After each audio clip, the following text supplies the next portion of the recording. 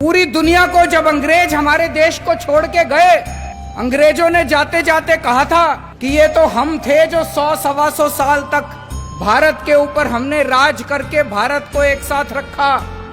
अब देखना हमारे जाने के बाद इनसे अपना देश नहीं चलने वाला, इन लोगों से भारत एक साथ नहीं रहेगा।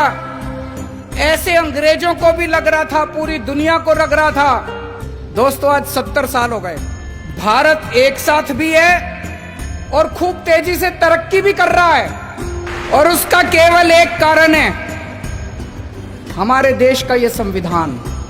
ऐसे देश का संविधान लिखना जिसमें इतने सारे धर्म थे, इतनी सारी भाषाएं, इतनी संस्कृति, इतनी जाति, इतनी विविधता, ऐसे देश का संविधान लिखना कोई आसान काम नहीं था।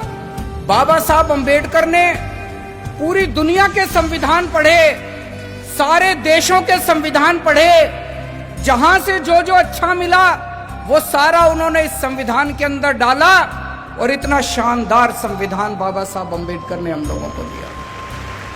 संविधान में लिखा है बराबरी का अधिकार होगा। अभी तक यहां इतने सारे बच्चे बैठे हैं, अगर कोई बच्चा गरीब घर में पैदा होता था और कोई बच्चा अमीर घर में पैदा होता था, क्या उनको बराबर की शिक्षा मिलती थी? नहीं मिलती थी। तो क्या बराबरी का अधिकार था?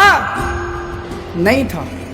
मैं आपका मुख्यमंत्री हूं, हम सरकार चला रहे हैं। सरकार की नजरों में, मुख्यमंत्री की नजरों में, एक बच्चा अगर गरीब घर में पैदा होता है और एक बच्चा अमीर घर में पैदा होता है, मेरे लिए तो मेरे दोनों बच्चे बराबर हैं। मैं उन दोनों बच्चों के बीच में फर्क नहीं कर सकता।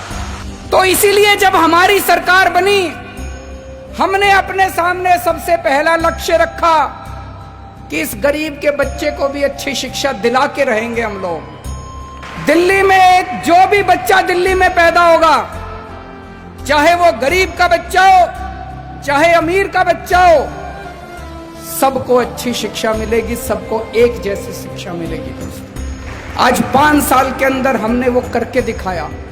बाबा साहब अंबेडकर का एक सपना पूरा किया हम लोगों ने। हमारे संविधान में लिखा है जीने का अधिकार होगा।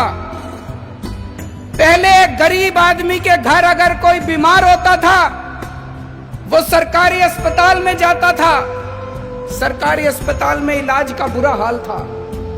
आज दिल्ली के अंदर सरकारी अस्पतालों में वैसा ही अच्छा इलाज है जैसा प्राइवेट अस्पतालों के अंदर इलाज हो रहा है। लोगों को हमने जीने का अधिकार दिया है। दिल्ली के अंदर हमने योजना बनाई, अभी तक अगर किसी का एक्सीडेंट होता था, कोई उसको बचाने के लिए नहीं जाता था, वो बेचारा सड़क पे पड़ा रहता था। लोग सड़क पे गुजर जाया करते थे, लोगों को लगता था मैं क्यों पचड़े में पड़ूं, मैं अगर इसको अस्पताल में ले गया तो अस्पताल वाले मेरे से पैसे मांगेंगे।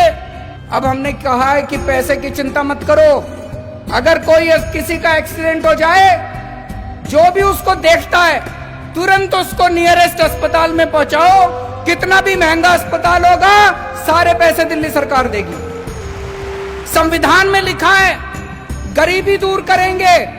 गरीबी कैसे दूर होगी? केवल नारे लगाने से दूर नहीं होगी गरीबी। हमने दिल्ली के गरीबों का मिनिमम वेज बढ़ाया। एक एक गरीब मजदूर को, एक एक गरीब कर्मचारी को हमने 15-15 हजार रुपए महीने की तनख्वाह दिलवाई। गरीबी तब दूर होगी दोस्तों। मुझे ये लगता है अगर ये बाबा साहब अंबेडकर का संविधान एक दिन के लिए अच्छे से लागू हो जाए, ये देश कहीं का कहीं पहुंच जाएगा।